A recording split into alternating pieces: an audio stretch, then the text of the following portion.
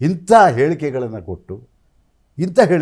ಕೊಟ್ಟು ನೀವು ಇಕ್ಕಟ್ಟಿಗೆ ಸಿಕ್ಲಿಕ್ಕೆ ಹಾಕೊಳ್ಳುವಂಥ ಕೆಲಸ ನೀವಾಗೇ ಮಾಡ್ಕೊಡ್ತಾ ಇದ್ದೀರ. ನಾನು ಅದನ್ನು ಒತ್ತಿ ಹೇಳ್ತಾ ಇದ್ದೀನಿ. ಬೇರೆ ಬೇರೆ ಇದಿದೆ, ಬೇರೆ ಬೇರೆ ರೀತಿಯ ಹೋರಾಟಗಳು ಬೇರೆ ಬೇಕಾದಷ್ಟಿದೆ.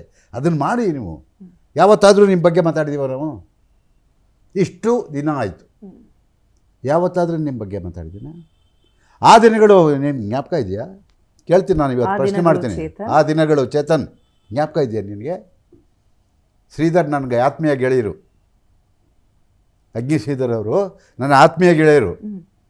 ಯಾವುದೋ ಒಂದು ಪ್ರೆಸ್ ಮೀಟಲ್ಲಿ ಅವ್ರನ್ನ ಇಂಟ್ರೊಡ್ಯೂಸ್ ಮಾಡುವಾಗ ನಾನು ಹೇಳಿದೆ, ಒಳ್ಳೆ ಕಲಾವಿದನ್ನು ನೀವು ಪರಿಚಯ ಮಾಡ್ತಾಯಿದ್ದೀರಾ, ಆತನಿಗೆ ಭವಿಷ್ಯ ಇದೆ ಅಂತ ಹೇಳ್ಬಿಟ್ಟು ಕರೆದು ಹೇಳಿದ್ದೆ. ಇದೇ ಮಲ್ಲೇಶ್ವರಮಲ್ಲಿ ಒಂದು ಪ್ರೆಸ್ ಮೀಟ್ಗೆ ಒಂದು ಜಾಗ ಇದೆ, ಕರೆದುಬಿಟ್ಟು ಹೇಳಿದ್ದೀನಿ ಅವ್ರ ಎದುರುಗಡೆ, ಒಳ್ಳೆ ಭವಿಷ್ಯ ಇದೆ, ಚಿತ್ರರಂಗದ ಬೆಳೆ ನೀನು ಅಂತ ಹೇಳ್ಬಿಟ್ಟು ಹೇಳಿದ್ದೀನಿ.